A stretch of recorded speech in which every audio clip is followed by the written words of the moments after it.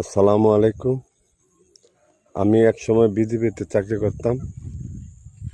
দেশের সীমান্ত পাহারা দিয়েছি।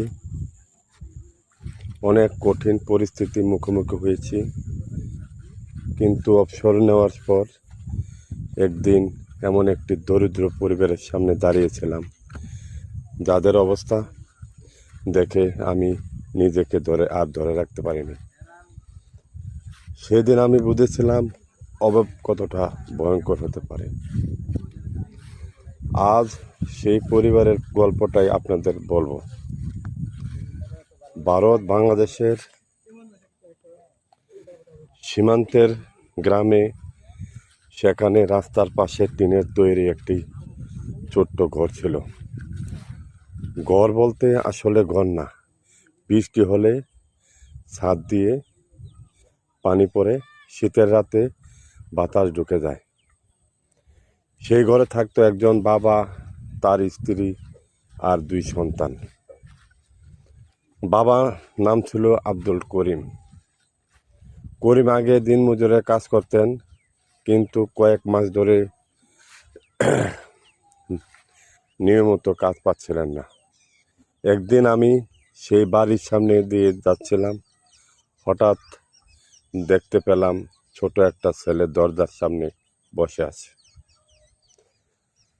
আমি কাছে গিয়ে জিজ্ঞেস করলাম, বাবা, এখানে একা বসে আছো কেন? ছেলেটা কোনো উত্তর দিল না। কিছুক্ষণ পর খুব আস্তে আস্তে করে বলল, কাকা, মা বলেছে বাবা বাজার থেকে চাল নিয়ে আসবে। আমি জিজ্ঞেস করলাম, তোমার বাবা কোথায়? ছেলেটা বলল, বাবা কাজ খুঁজতে গেছে। আমি ঘরের দিকে তাকালাম, ভিতরে তার মা বসেছিলেন। আমি সালাম দিয়ে জিজ্ঞেস করলাম, আপনার দুপুরে খেয়েছেন? মহিলাটি একটু চুপ করে থেকে বললেন, জি খেয়েছি। কিন্তু তার মুখের দিকে তাকিয়ে বুঝলাম তিনি সত্যি কথা বলছেন না। আমি আবার বললাম, আপনি সত্যি করে বলেন।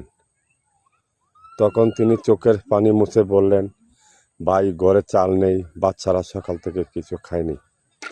এই কথাটা শুনে আমি কিছুক্ষণ চুপ হয়ে গেলাম, কারণ জীবনে অনেক কঠিন দৃশ্য দেখেছি, কিন্তু একজন মায়ের মুখে সন্তানদের না খায়া থাকার কথা শুনলে একজন মানুষ কিভাবে চুপ থাকতে পারে। আমি বাইরে এসে দোকান থেকে কিছু চাল, ডাল, তেল আর বাচ্চাদের জন্য খাবার কিনে নিয়ে গেলাম।